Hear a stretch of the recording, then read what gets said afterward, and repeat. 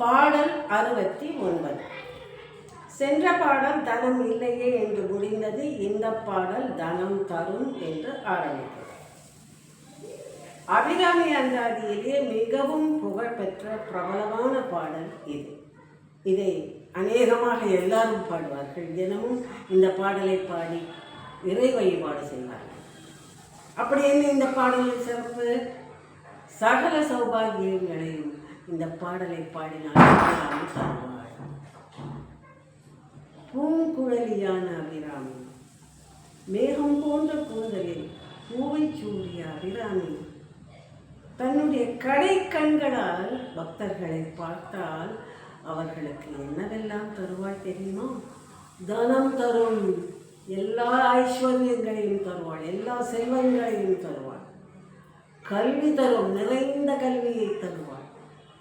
தளர்வறியா மனம் தரும், சோர்வில்லாத மனத்தை தருவாள். தெய்வீக வடிவு தரும். நம் மனதில் நல்லதையே நினைத்தால் நம்முடைய மனதில் உள்ள அழுக்கெல்லாம் போய் நமக்கு ஒரு தெய்வீக மொழி, ஒரு தெய்வீக உருவம் கிடைக்கும். நெஞ்சில் வஞ்சமில்லா இனம் தரும்.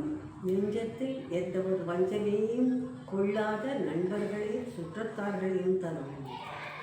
இது மட்டுமல்ல, இனி இந்த உலகில் என்னவெல்லாம் நல்லது இருக்கிறதோ அவ்வளவையும் தருவோம். அபிராமி அவளுடைய கடைக்கண் பார்வை நம் மீது விழுந்து விட்டால் நமக்கு எவ்வளவும் கிடைக்கும் என்று உறுதியாக கூறுகிறார் அபிராம பட்டர்.